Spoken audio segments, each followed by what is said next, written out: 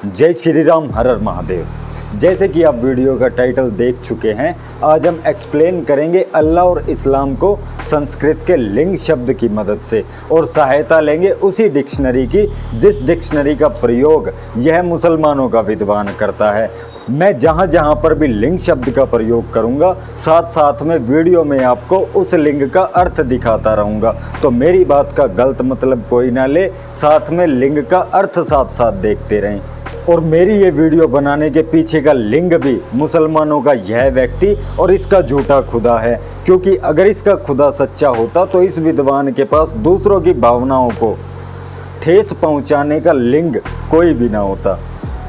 तो चलिए शुरुआत करते हैं संस्कृत के लिंग शब्द से ही। जैसे कि संस्कृत का एक शब्द है लिंग, जिसके इंग्लिश में कई सारे मीनिंग होते हैं, और यह विद्वान जानबूझकर संस्कृत के लिंग शब्द का जो उल्टा मीनिंग होता है वह हमारी धर्म की चीज़ों पर यूज़ करता है। लेकिन आज हम इसी संस्कृत के लिंग शब्द को यूज़ करेंगे इस्लाम और अल्लाह को लेकर, और साथ साथ ही इसी डिक्शनरी से आपको उस लिंग शब्द के अर्थ भी दिखाएंगे। और मैं जो इस वीडियो में आज लिंग शब्द का यूज़ कर रहा हूँ, यह केवल एक संस्कृत का वर्ड है जिसके इंग्लिश में कई सारे मतलब होते हैं। जैसे कि कई बार यह मुसलमानों का विद्वान ये दर्शाने का कार्य करता है कि लिंग शब्द का मतलब कोई उल्टा वर्ड ही होता है, लेकिन अगर आप उस उल्टे वर्ड को भी सर्च करेंगे इसी डिक्शनरी में, तो उस उल्टे वर्ड का मतलब कहीं भी आपको लिंग नहीं दिखाई देगा संस्कृत में।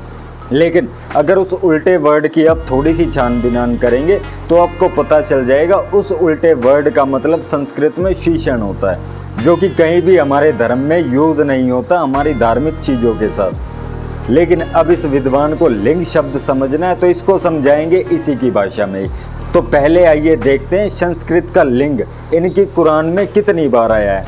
आप ये देखें, आप ये देखें, आप ये देखें, और अब इस विद्वान से पूछे कि ये संस्कृत का लिंग शब्द आपकी कुरान में कहाँ कहाँ किस किस को चिपका है, शायद ये आपको बता पाएँ। दूसरी चीज़, जब हम इस मुसलमान के विद्वान को कुछ बताते हैं तो इसको यकीन नहीं होता, लेकिन जब हमने मुसलमानों के इस महान विद्वान से मोहम्मद जी की बेटियों को लेकर लिंग मांगा तो इसने अपने ही मजहब में लिखी हुई बातों को झूठा साबित करना चाहा। वो तो अभी हमने अब्बू लहाब की चीज़ें नहीं खोली, अब्बू लहाब के मोहम्मद जी पर क्या क्या एहसान थे, उस मोहम्मद लहाब को आज तक मुसलमान 5 वक्त की नमाज में क्या देते हैं वो शायद मुसलमानों को ना पता हो, लेकिन मुझे अच्छे से पता है। दूसरी चीज़ यह विद्वान हमें तो क्या प्रूफ देगा, ये आज तक अपने सिया भाइयों को भी लिंग नहीं दे पाए जो कि मोहम्मद की बेटियों पर सवाल उठाते हैं। तो आइए एक बार सिया मुस्लिमों का भी मोहम्मद जी की बेटियों को लेकर वीडियो देख लेते हैं। अपनी सांसों को एक लम्हे के लिए यहां रोक के गुफ्तगू। 25 साल से पहले शादी सामत में 40 साल की उम्र में ऐलान नबुव्वत किया। 25 और 40 के दरमियान कितने साल? 15 साल। 5 साल तक औलाद नहीं हुई, 15 में से 4 निकल गए, 11 साल। 5 साल तक आपकी किताबों में लिखा 5 साल पहले नबी ने शादियां कर ली थी, तो फिर 11 में से और 5 निकाल दो, 6 साल।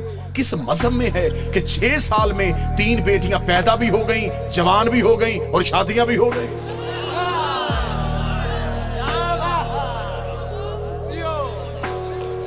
उम्रें पूरी करके दिखाओ, उम्रें पूरी करो, हम मानने के लिए थे, हम मान लेते। अब जो विद्वान शियाओं को मोहम्मद जी की बेटियों को लेकर लिंग ना दे पाए हो तो वो हम काफिरों को तो क्या ही देंगे, वो भी चीज़ आप साइड में रखें। दूसरी चीज़, ये मुसलमानों के विद्वान सवाल उठाते हैं शिवलिंग को लेकर, जिसका मतलब होता है भगवान शिव का प्रतीक। ये मुसलमानों के विद्वान इस पर सवाल तो उठाते हैं, लेकिन ये थोड़े से पढ़े लिखे समझदार होते या इनमें थोड़ी सी भी बुद्धि होती तो इन्हें पता चल जाता। लेकिन मेरे भाइयों, मैं आज आपको बताऊंगा जिस महिला द्वारा हमारे शिवलिंग को लेकर ये हरकत की गई है, उस महिला को हमारे देश के महान विद्वान जो कि विश्व की बड़ी बड़ी महान संस्थाओं के साथ कार्य कर चुके हैं, नासा, यूनेस्को जैसी, और इन्होंने हमारे सनातन धर्म की धार्मिक परंपराओं को साइंटिफिक तरीके से दुनिया के सामने भी रखा है। यह वह भी व्यक्ति हैं जिस महिला ने हमारे धर्म के लिए ये उल्टी चीज़ें लिखी, उसको इन व्यक्ति ने जवाब भी दिया और उसके बारे में भी लिखा।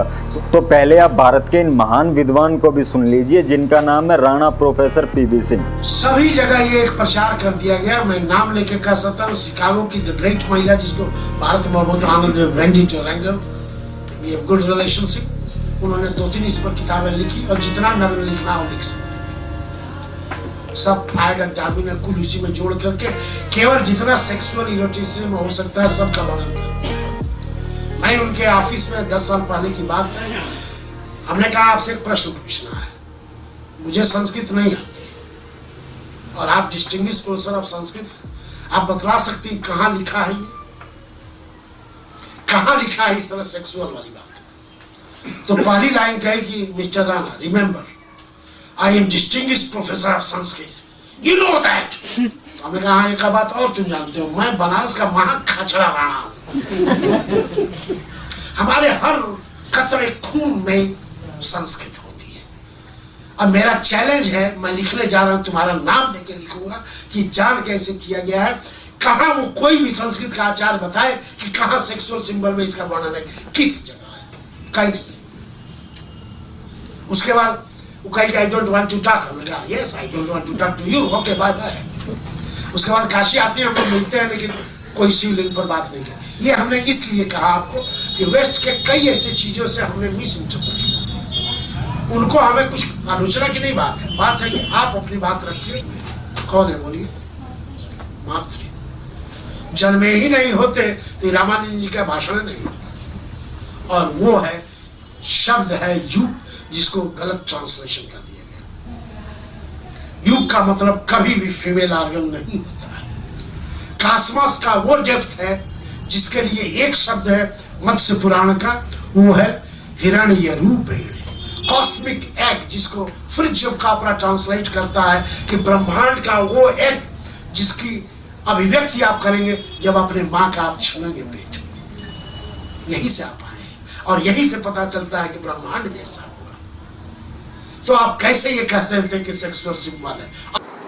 अब हमारी तरफ से चीज़ें क्लियर हो गई, लेकिन अब आप सभी मुसलमानों के इस महान विद्वान से सवाल करना कि इसने अपनी हरकतों की वजह से संस्कृत का लिंग आपके मजहब में कहाँ कहाँ चिपकवाया है, और सभी के सभी मुसलमानों को आखिरत वाले दिन अपने अल्लाह को लिंग भी जाकर देना है, यानी कि रीज़न।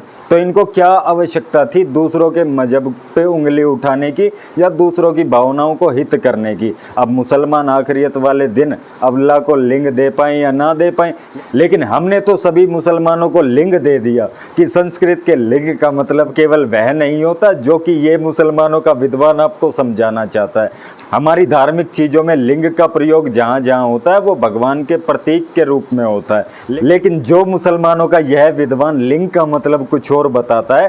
अब इस महान विद्वान से पूछे कि जो कुछ हमने बताया है वो सही है या नहीं, और आपके मजहब में कहाँ कहाँ किस किस जगह किस किस प्रकार संस्कृत का यह लिंग चिपकता है, आप स्वयं भी खोज कर सकते हैं। जय श्री राम, हर हर महादेव।